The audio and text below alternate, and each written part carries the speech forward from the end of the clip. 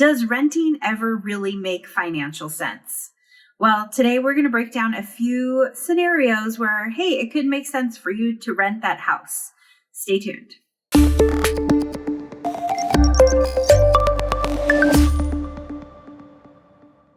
Hey everyone, thanks for joining us. We are the Hatch Homes Group and it is our Monday housing market update.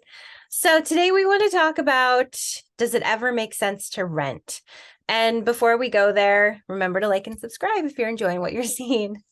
Okay, so there might be some reasons that it does make sense to rent. I think we're going to go over some really great ones. We just want to say that we always encourage people to buy. Obviously, homeownership is one of the number one ways that the average American can grow wealth in their lifetime. And we think it's very important to set yourself up on a path. But with that said, there are some very compelling reasons why it could make sense to rent. So let's dive into those. Temporarily rent. There you go. If you're new, like, let's say you're only going to be in an area temporarily. You're move here for a job and you're only going to be somewhere 2 years. Obviously, this is a long game. It's never buy something, sell it a year or two later and make a ton of money. And so if you're going to only be somewhere temporarily, it might not make sense to buy if you couldn't keep it as a rental, or you didn't want to deal with that as you move somewhere else. That would be one reason. Yeah. And also, I mean, if you don't know, viewers, that if you sell a house before 2 years, you pay capital gains on that. And then also often appreciation isn't high enough for it to for you to actually make money. So you could lose money within 2 years. And on that note, our second reason is if you're new to the area and you just have no idea where you want to be, right? Yeah, absolutely. You definitely need to take time to see what you like about a city. Okay, so a lot of people are new to the area. They don't know where they want to go. And we know that we've seen a lot of homes come up after a short amount of time. And the whole reason why the sellers are moving so quickly is because they bought so quickly. And then they were like, you know what, this isn't my spot. So I have a short-term rental, and it's been really cool to see people come in who are new to the area. And I've had guests actually stay in different Airbnbs all around town just to get a feel for the area. It is such an amazing way to get a feel for the area, is to rent first, go in different areas. So definitely that's a short-term rental play, but it makes sense. I think it's great. No doubt. And then obviously, if you just don't qualify at the moment, you don't have strong credit and you just are unable to obtain a loan, obviously you're going to have to rent. But it's very surprising how many people are like, well, I know I don't have that great of credit, so they don't even bother having that conversation with a lender just to get clarity over where they are at and where they could be. Because, you want to loan someday, but it starts somewhere. So even if you have poor credit, you could have that conversation, establish that kind of relationship, and then work on it. Yeah, a good lender will set you up on a path to home ownership no matter where you are right now. So you don't have to be afraid to talk to them. They're gonna make a path for you. And who knows how long it'll take, but it might be a lot quicker than you think. Yeah, exactly.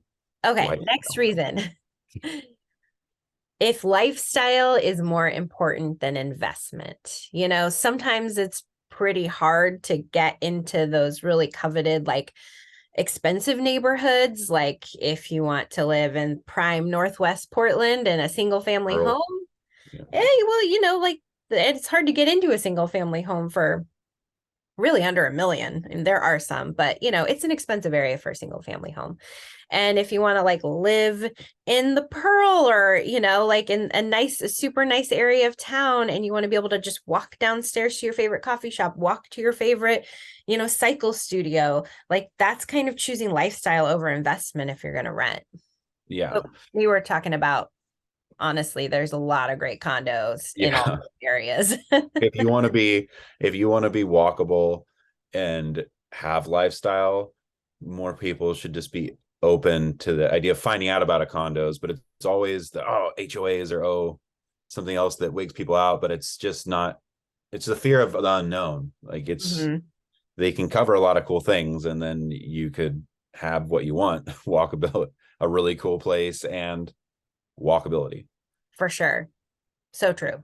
Another very valid reason would be I know some people that have had fantastic rental arrangements, whether that's from a family member or just an ADU or something like that, where their rent's very, very little and they're able to have a low kind of like cost of living. But the people I know who capitalized on that use that as a time to save, and now that's how they have a down payment for their home. So if you have that situation, that's amazing and that's incredibly fortunate, but take advantage of it. Yes, absolutely. Okay, so next reason is, say you have current real estate investments and they're holding you back from making that move. So for instance, it's come up recently where I've had friends and family and past clients that want to buy another house, and it's definitely like a move up, like they want a good budget for their next house, but their current house is holding them back rental wise. Like they can't qualify for the next house, or maybe they have 2 houses, 3 houses, 1 vacation home, whatever, but they can't qualify for their move up house. So it does make sense to rent in the area that you're thinking about moving up. Like, make sure that's the area you want to invest however much you're going to put into it, 700, $1 million, what have you. Make sure that's the area that you want to put that much money into. And then while you're renting, you can be renting out your other property so that that no longer counts against you in your qualification. In fact, could be income and add to how much you can get approved for on that move up dream house, whatever house you're doing. So that's actually it's pretty good. Again, it's temporary, like nothing permanent there. It's just to get you to feel comfortable in where you're going to spend that much money, and also just to get that asset off of your counting against you. Right. Keeping the long game in mind. Yes. Did we miss any? Comment below if we missed a valid reason or a good reason to rent, and let us know what you think on those would be. So, okay, there's definitely some reasons here, right? But here's like a quick list of all the reasons why renting sucks. And while those are scrolling down, make sure you like, subscribe, and share this with some people. Follow Hatch Homes Group on YouTube, any other social media platform. Yeah, thanks for watching, and we will see you next week.